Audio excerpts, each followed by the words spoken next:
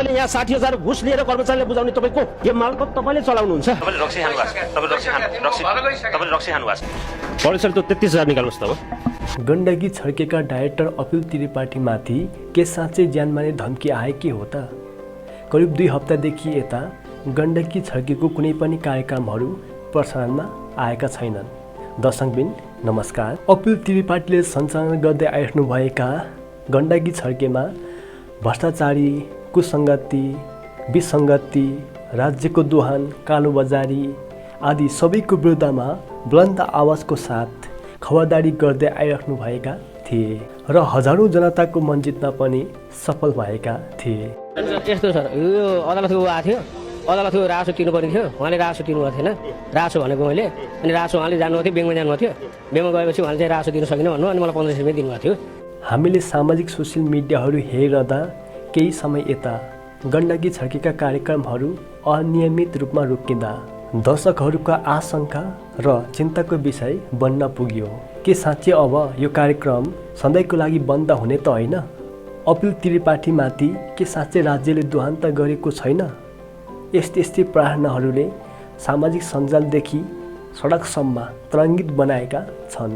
हालै अपिल त्रिपाठीले आफ्नो फेसबुक मार्फत एउटा स्ट्याटसले झनै सुसङ्कित बनाएका छन्। त्यो पोस्टमा यस्तो लेखिएको थियो, विशेष परिस्थितिको कारण केही समयदेखि अफिस जान पाएको छैन, तपाईँको सबै फोनहरू उठाउन मिलेको छैन, गण्डकी छड्के नियमित हुन सकिरहेको छैन, जसका लागि क्षमा प्राप्ति छु, छिट्टै नियमित काममा फर्कन सक्ने स्थिति बन्ने आशामा छु। यो भनिरहँदा अपिल त्रिपाठीमाथि के राज्यले शोषण गरेको हो या अन्य कुनै व्यक्तिहरूले दमन गरेको हो? यी सबै कुराहरू अब विस्तारमा हजुर सुन्नुहोस्। एउटा कमजोरी, एउटा सानोभन्दा सानो कमजोरी खोजेर हिँडिरहेछन्, पछि लाएर हिँडिरहेछन् मान्छेहरू।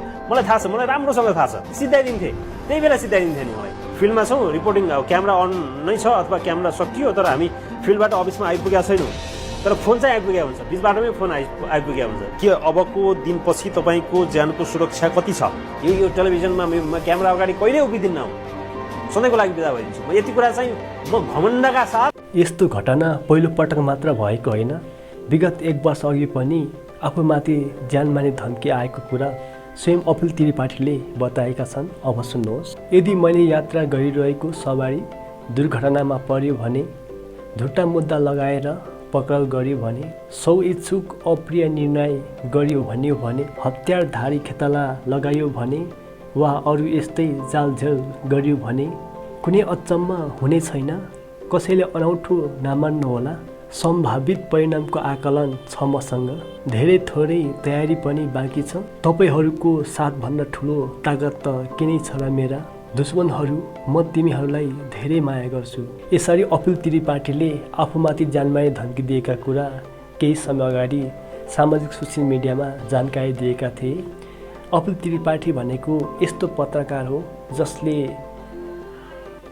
विसङ्गतिको विषयमा, कुकृत्यको विषयमा, भ्रष्टाचारीको विषयमा, अनि कालोबजारीको विषयमा, बलात्कारको विषयमा, हिंसाको विषयमा र राज्यले दोहन गरेको विषयमा पनि उजागर गर्दै आइरहनुभएका थिए र उहाँको कार्यक्रम पनि सुपर डुपर हिट भएका थिए। र केही समय अगाडि पोखरामा भएका ती विभिन्न खालको उत्ताप चढावको बिचमा पनि अपिल त्रिपाठीले विशेष एउटा कार्यक्रम नियमित रूपमा प्रसारण गर्दै आइरहनु भएको थियो। त्यसैले पनि अपिल त्रिपाठीको अहिले कार्यक्रम एकाएक रोकिँदाखेरि चाहिँ के साँच्चै अपिल त्रिपाठीमाथि राज्यले दण्डित गरेको, दोहन गरेको हो त?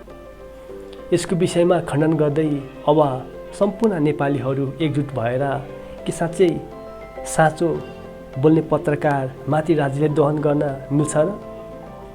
हो, यो कुरा के जनतालाई पच्छ र? अपिल त्रिपाठी भनेको जे देख्छ त्यही बोल्छ, जे भन्छ त्यही गर्छ।